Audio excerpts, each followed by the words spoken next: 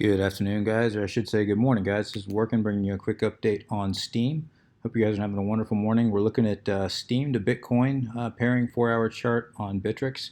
And guys, it's been a little while since I updated you on Steem. I think the last time we spoke, Steem was operating up in this zone. I told you guys that more than likely, if price broke down, it was going to come down into this zone between about 15.6 and 15. Sure enough, price did come down. We got a little bounce off the bottom of this support. Price came about 15,000 Satoshi. Price came up, started operating within this wedge, consolidating sideways, creating structure. We created a wedge here, lower highs, higher lows. And to me, guys, now it looks like we've reached the apex of this wedge, and I do believe price is going to break back down. The question is, how far is it going to break, guys? In my opinion, I think we'll probably see price come back down, test the top of this support at 15.6k Satoshi, 15,600 Satoshi. That's just, again, my opinion. If we go here, swing low, swing high of this microstructure, more than likely that's sitting right on top of the 618 fib level. So again, I think that's a very probable target if price does drop. And it doesn't mean it has to. I just think more than likely it's going to. And in my opinion, this would be the first target. If that does break down, then we're going to come test the bottom of this support zone at 15.0K, so 15,000 Satoshi. If that support breaks, if that 15,000 support breaks, guys, 15,000 Satoshi support breaks, in my opinion, it's going to be a very, very quick drop down to at least 12.5K Satoshi.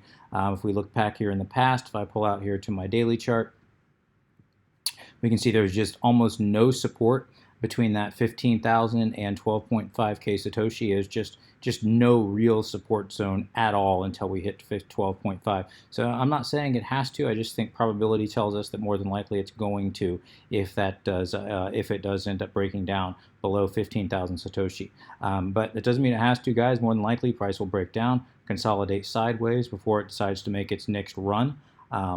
And that would be probably my primary. I do believe it'll break down, consolidate sideways, and then from that point, it'll make a decision whether or not the bulls are going to or the bears are going to run it.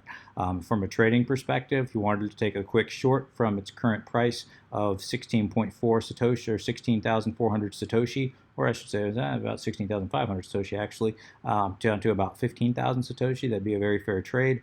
In my opinion, I'm not going to do it because this market is so unpredictable, but if that is your thing, that would be a very logical place to do it. If you want to do, from a bull's perspective, if you wanted to play a bounce, I would play it right at the top of that. Sorry guys, can't talk, trying to do two things at once here. Right at the top of that,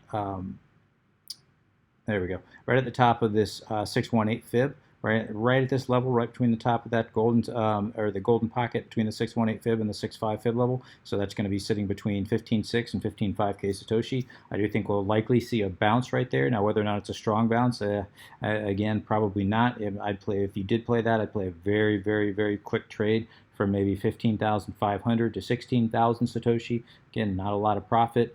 Keep my stops very, very tight.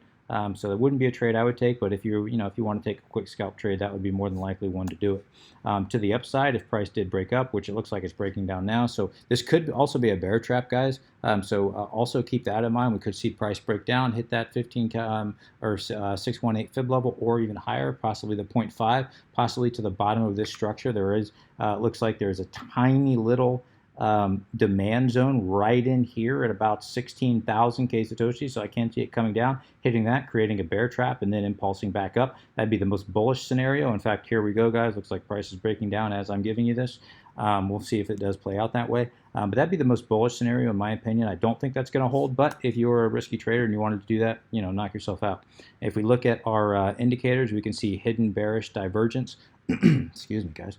We can see some hidden bearish divergence on our indicators. We can see from, actually, this is on the 4-hour. If we go all the way back here, from this high point to this low point, I'm sorry, guys. That's the wrong position that I'm looking at here. Where did I see that last time? Here we go. Here we go. Okay, so from this high point, from this point, again, this is on the 4-hour to this point. Obviously, this created a lower high.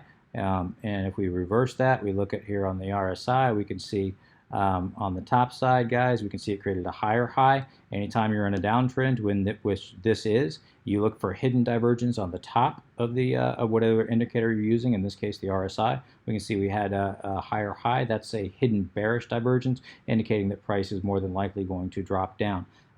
So, just a little kind of trick of the trade kind of thing to look at, guys. Hidden bearish divergence or hidden divergence is a very, very good indicator to keep an eye on, guys. It helps you out quite a bit. We see it on the stock RSI massively here as well.